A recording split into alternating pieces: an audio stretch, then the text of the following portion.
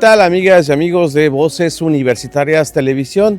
Gracias por estar con nosotros y bueno, nos encontramos aquí en el campus Chetumal, Bahía. Vamos a hablar sobre un tema muy importante de la vinculación y obviamente pues estaremos platicando con la doctora Ligia Sierra, quien es coordinadora de la maestría en Antropología Aplicada. Doctora Ligia Sierra, bienvenida a Voces Universitarias Televisión, igual a la doctora Clara Juárez. Bienvenida aquí a su casa, a la Universidad Autónoma del Estado de Quintana Roo. Y bueno, pues doctora, platíquenos un poco sobre esta vinculación que tenemos con otras instituciones, sobre todo con la doctora Clara Juárez. Bienvenida. Sí, gracias Heriberto.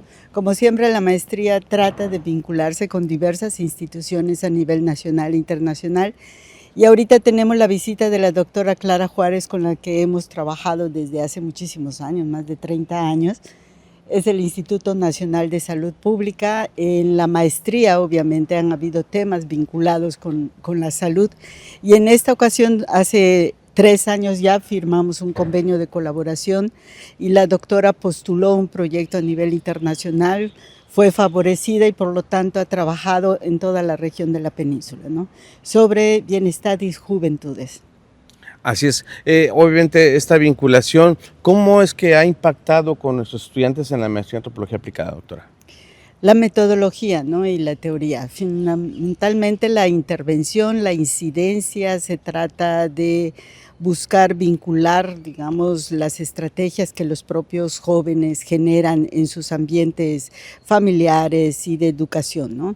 Los resultados, pues, se ven en el qué hacer del estudiante en estos ámbitos, ¿no?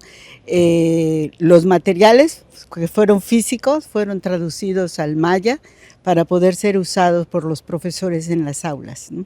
Excelente. Y bueno, pues ahora sí, doctora Clara Juárez, bienvenida a esta su casa, la Universidad Autónoma del Estado de Quintana Roo. Obviamente hemos visto cómo este trabajo pues está muy fortalecido, hay un vínculo muy fuerte con nuestra universidad. ¿Qué tan importante es para usted mantener estos lazos de vinculación con nuestra universidad?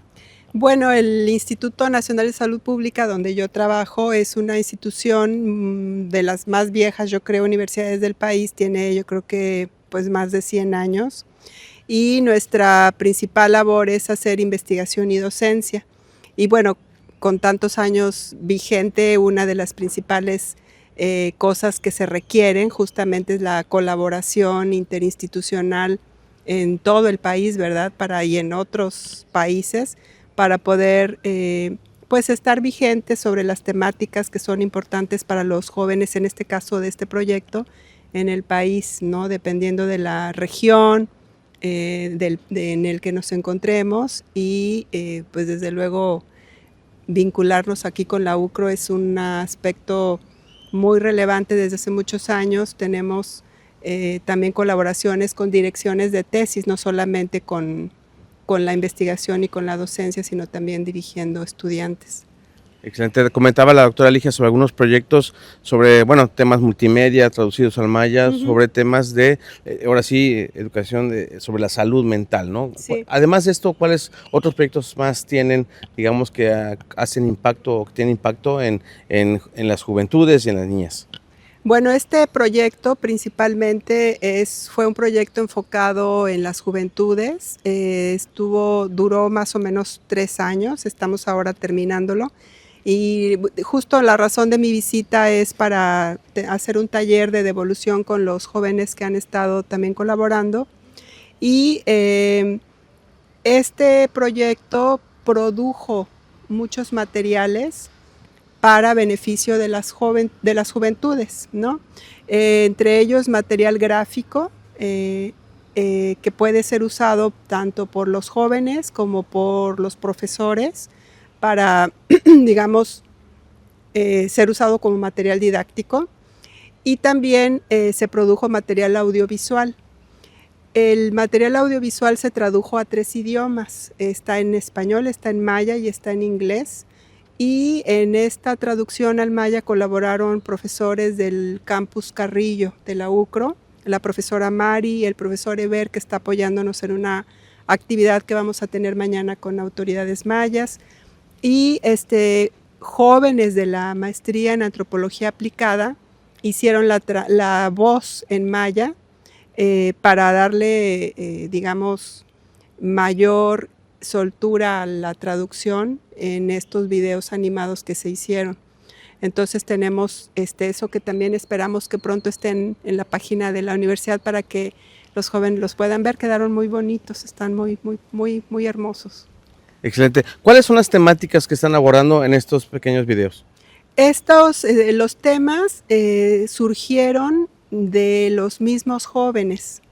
Hicimos diferentes tipos de talleres durante estos años que duró el proyecto y una de las principales actividades fue preguntarles a ellos, tratando de no nosotros de adultos proponer qué temáticas les importaban, sino más bien quitando esta visión adultocentrista, ¿no? Preguntándoles a ellos cuáles eran los temas que les resultaban relevantes para su bienestar. Entonces, entre esos temas, los que fueron principales, que hicieron, digamos, entre todos los que participaron, fueron los que más o menos, para que se den una idea, aproximadamente participaron cerca de 1,100 jóvenes entre secundaria, bachillerato y universidad. Fueron también encuestados algunos, y de esos temas, uno que surgió muy relevante fue cómo abordar las diferentes violencias que viven las juventudes. Desde una perspectiva, nosotros estamos trabajando desde una perspectiva más holística, en donde la violencia pues muchas veces se ve como un acto que está como por ahí afuera, ¿no?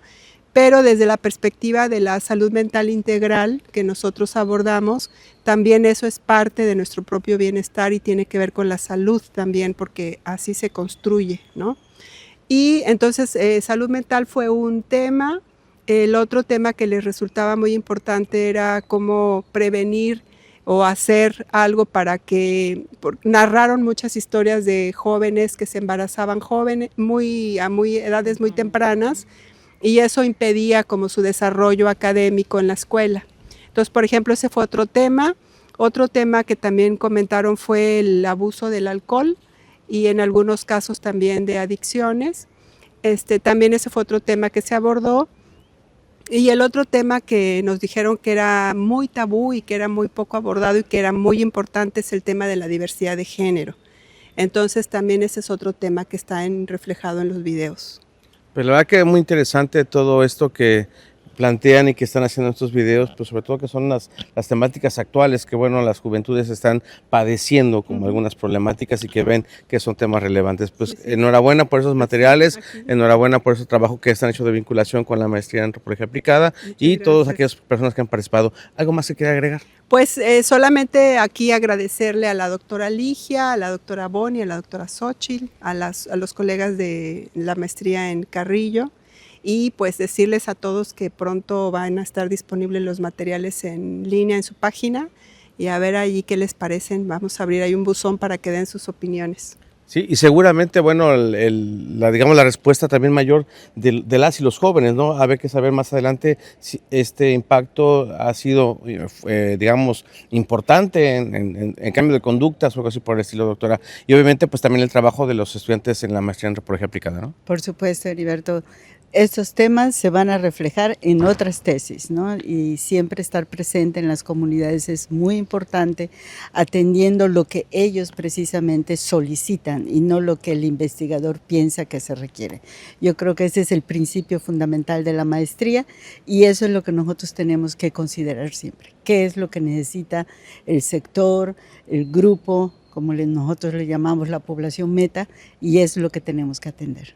Así es, y bueno, pues me gustaría, doctora Ligia, que hiciera la invitación para que, bueno, obviamente más adelante las y los estudiantes que quisieran ingresar a esta maestría en antropología aplicada, bueno, pues estén, digamos, atentos a la convocatoria y sean parte de esta nueva generación, ¿no? Pues ahora estamos estrenando nueva generación, fueron 7 los estudiantes que están de nueva generación, 10ª generación. La otra convocatoria saldrá dentro de un año, así que vamos a estar también invitándoles a participar. Es un programa de calidad, se ha mantenido durante estas 9 generaciones con adscripción al Sistema Nacional de Posgrados de Calidad. Bueno, pues aquí estamos trabajando para mantener esa calidad. Pues enhorabuena y como siempre esos trabajos de divulgación que hacemos aquí en Voces Universitarias son importantes para que usted los conozca y sobre todo para darles proyección a los proyectos que tienen nuestros alumnos Claro que aquí sí. en la Universidad Autónoma del Estado de Quintana Roo y la vinculación que tenemos con otras instituciones. Vamos a una pausa, seguimos con más aquí en Voces Universitarias Televisión.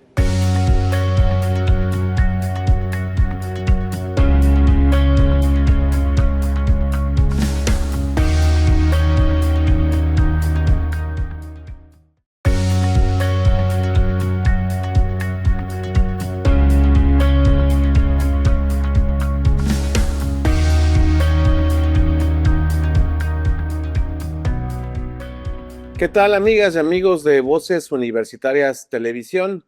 Nos encontramos enlazados a través de la plataforma Zoom para entrevistar al doctor José María Canto Castillo, quien es egresado de la licenciatura en Medicina de nuestra Casa de Estudios de la División de Ciencias de la Salud. En el año 2019 salió egresado y bueno, ha estado trabajando en temas de glaucoma. Ahora pues se encuentra en Guadalajara y agradecemos mucho que estemos enlazados a través de esta entrevista. Bueno, recientemente presentaste un trabajo de investigación en la Asociación para la Investigación y Visión y Oftalmología. Pues bienvenido a Voces Televisión, mi estimado José María, y bueno, pues platícanos cómo te sientes de estar en nuestro programa. Muchas gracias, mi estimado Heriberto. Pues la verdad es que estoy muy contento, estoy muy agradecido con ustedes y con la audiencia de poder estar aquí, pues compartiendo sobre todo, pues el progreso que tenemos nosotros como egresados de la universidad, ¿no? O sea, qué tanto hemos hecho, no solamente para nosotros mismos, sino para la población, porque al final de cuentas nosotros como médicos estamos para servir a la población y de esa manera poder pues mejorar el ámbito de la calidad de vida en México. Así es, platícanos a grandes rasgos qué fue el estudio que presentaste en esta Asociación Internacional ARBO 2026 en Denver, Colorado. Pues bien, el estudio como tal, lo que hicimos fue un estudio retrospectivo en el cual evaluamos a más de 1,185 ojos. Dentro de ellos tenía el antecedente de glaucoma y de haber sido operados de trabeculectomía. Eh, yo creo que antes de poder hablar de esa área es importante que abordemos qué es el glaucoma, ¿no? El glaucoma, en muchas ocasiones pues lo escuchamos, nos comentan los familiares, los amigos, incluso los vecinos, ¿no? Pues tengo glaucoma, ¿no? Es importante comprender que es la principal causa de ceguera irreversible en el mundo. De ellas, casi 80 millones de personas lo padecen y la mitad no sabe que lo tiene, ¿no? Entonces, esto habla mucho de la importancia de hacer una mejor distribución de la información, que sea una información fidedigna y más que nada viniendo de los médicos, ¿no? Entonces, cuando hablamos de glaucoma, un aspecto que decimos siempre los médicos y sobre todo la población es que es el ladrón silencioso de la ceguera, ¿no? ¿Por qué? Porque realmente no nos damos cuenta. O sea, el paciente llega a la consulta, ve 20/20, o sea, ve 100% de visión y está perfecto, ¿no? Pero de repente en algún momento el paciente siente que la visión se va quedando cada vez más y más pequeña, ¿no? Entonces es cuando llegan a la consulta y nos damos cuenta que estamos ante un glaucoma avanzado, ¿no? Entonces, creo que ese es un aspecto muy importante a abordar en esta plática el día de hoy. En efecto, y bueno, pues hablando de 1,185 ojos en una población de Latinoamérica, bueno, ¿qué es exactamente? Igual ya hablaste de la glaucoma, pero ¿qué también es la blebitis? ¿Qué es? Muy bien. Pues sabemos que para tratar el glaucoma existen varios pasos, ¿no? Varios pasos que tenemos que seguir. Dentro de ellos, existen el tratamiento con láser, como la trabeculoplastia láser selectiva para mejorar la presión intraocular, los tratamientos con gotas, hay varias clasificaciones de fármacos, pero cuando no logramos obtener la presión que queremos en el paciente para evitar este daño, porque siempre hacemos la analogía con el paciente de, imagínese que está ocurriendo un daño en el cable que comunica la televisión con la señal, ¿no?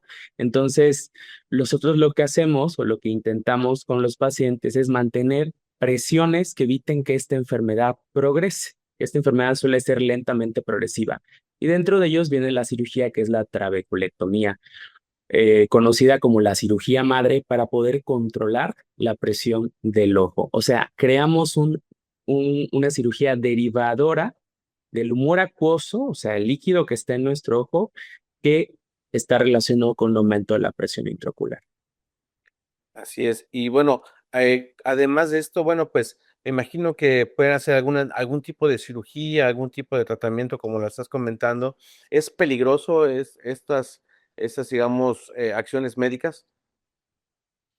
Pues realmente no, no es que sea peligroso, de hecho, de ahí la importancia de nuestro estudio. Ahí pudimos darnos cuenta que uno de cada 5 pacientes que fueron operados y presentaron esta complicación, tuvieron esta disminución de la agudeza visual, pero la incidencia, que ese es el aspecto más importante, era que por cada 2 de cada 100 ojos operados presentaba esta complicación que era la blebitis. Y la blebitis, a grandes rasgos para explicar, es esta infección que ocurre justamente en la ampolla de filtración. Entonces, nos damos cuenta que es una entidad que es poca, o sea, que es poca para cada 100 pacientes y que lo importante es ver cuáles fueron los factores de riesgo que nos llevaron a desarrollar este tipo y que pueden ser modificables. Exactamente, platícanos un poco más sobre esto de los factores de riesgo. Bueno, dentro de los factores de riesgo que encontramos de esta cirugía, el primero fue el tiempo de la exposición de la mitomicina. Y sí me gustaría como ahondar un poco en qué es la mitomicina, ¿no? Cuando nosotros hacemos la cirugía de trabeculectomía, yo siempre se lo digo a los pacientes, estamos en contra de la naturaleza de nuestro cuerpo, ¿no? Nuestro cuerpo, si se corta, cicatriza. Entonces, siempre le decimos, y hago una analogía, si estamos haciendo un hueco, una derivación para este humor acuoso a nivel de la conjuntiva, que es la membrana que cubre el ojo, la parte blanca del ojo, imaginémonos la maleza y el jardinero, ¿no? Entonces, la maleza crece y el jardinero es el encargado de estar cortando la maleza, que es la cicatrización, ¿no? Y que esto lo va a realizar la mitomicina. Entonces, uno de los factores de riesgo que encontramos es el tiempo que poníamos la mitomicina en los pacientes operados de trabeculectomía, ¿no?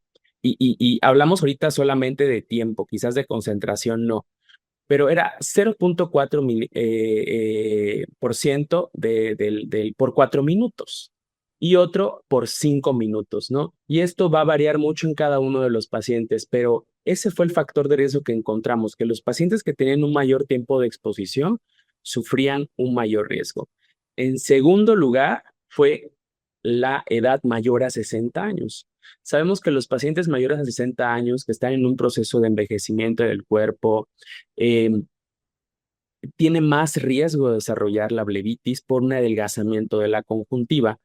Eh, no estudiamos cuáles fueron, obviamente, todos esos riesgos que se pudieron haber asociado a la edad del paciente, pero nos dimos cuenta que en los 60 años, entonces, esto nos abre la oportunidad de pensar en otras opciones terapéuticas que pudiéramos ofrecerle a pacientes que cumplen con esos factores de riesgo, ¿no? Y en tercero, el adelgazamiento o la apariencia que veíamos nosotros en la ampolla de filtración, que como veíamos nosotros la conjuntiva, principalmente una conjuntiva que es avascular, que está adelgazada, tiene mayor riesgo de desarrollar plebitis.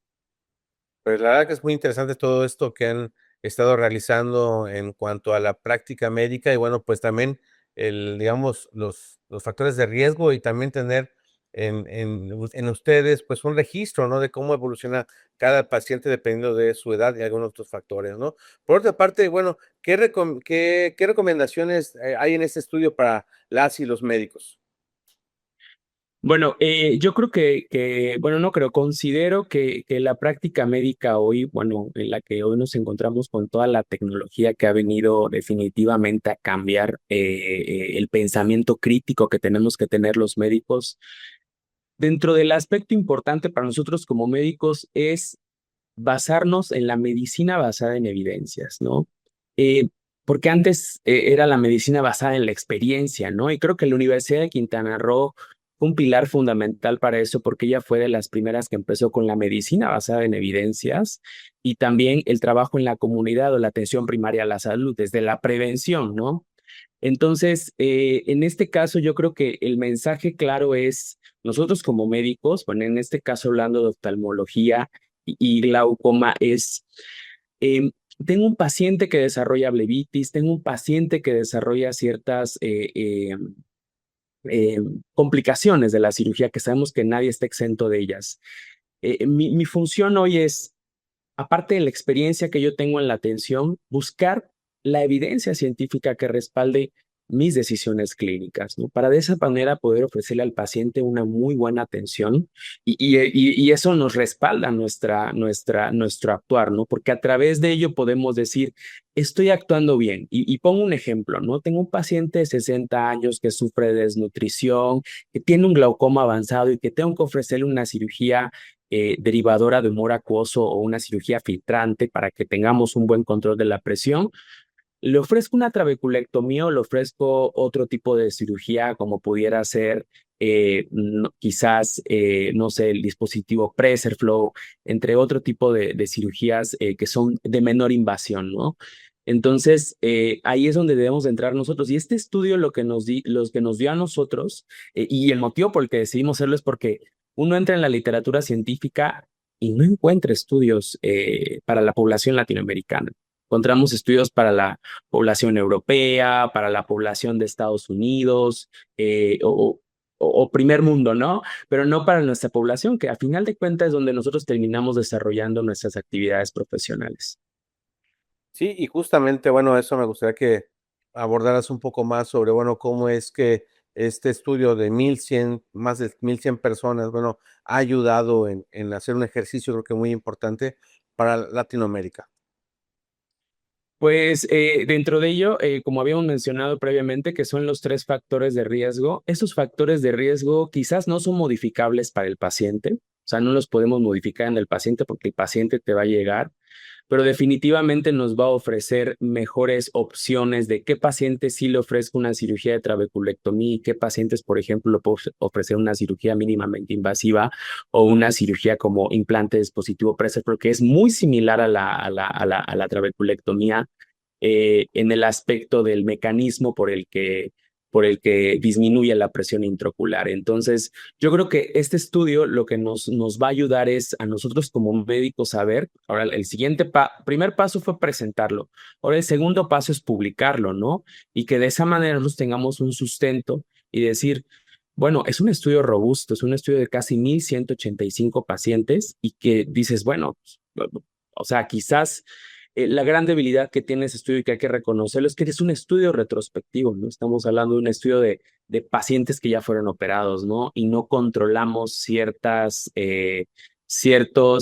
factores que pudieron haber llevado, ¿no?, a la blebitis en el paciente, ¿no? Entonces yo creo que esa pudiera ser la aportación que tiene para nosotros como médicos, pero sobre todo para la población mexicana que sufre de esta enfermedad. Y bueno, a partir de ello, bueno, pues son estudios que van a estar haciendo en pro de la salud de las personas que en un momento pudieran prestar un glaucoma. Y bueno, ¿cuál sería tu mensaje para estas personas que realmente pudieran padecerlo más adelante de glaucoma? Bueno, creo que el mensaje más claro es primero el no tener miedo, el tener la oportunidad de realizar por lo menos una consulta con el oftalmólogo al año por revisión general, ¿no? Un fondo de ojo definitivamente es de las herramientas que tiene no solo el oftalmólogo, lo tiene también el médico familiar para poder decir o ver a través del nervio óptico cuáles son estos factores o estas señas que nos van a dar para poder decir el paciente tiene sospecha de glaucoma, ¿no? Sobre todo es importante preguntar en la familia. ¿Alguien ha quedado ciego? ¿Alguien ha quedado ciego en la familia? Padre, madre, abuelos, abuelas, hermanos, tíos, tías. Porque este igual es una enfermedad que tiene un componente genético, ¿no? En muchas ocasiones los pacientes llegan y dicen, doctor, yo he dejado de ver, pues ya estoy grande, ya, pues ya, ¿no? Si ya es parte de ir perdiendo la vista. Pues la realidad es que no, si no hay una causa orgánica que esté produciendo la disminución de la agudeza visual, independientemente de la catarata, que es la principal causa de ceguera reversible, o sea, hay la diferencia de reversible e irreversible, que es el glaucoma, eh, pues buscar y de esa manera poder dar una atención oportuna a los pacientes. Excelente. Pues bueno, pues mucho éxito en estos estudios que están realizando, que esta publicación ayude a obtener mayor información y sin duda alguna, pues nos estamos muy contentos contigo, José María Canto Castillo, egresado de nuestra universidad, de la División de Ciencias de la Salud, que estés realizando ese trabajo pues profesional y de especialización, de alta especialización en glaucoma. Muchas felicidades, enhorabuena.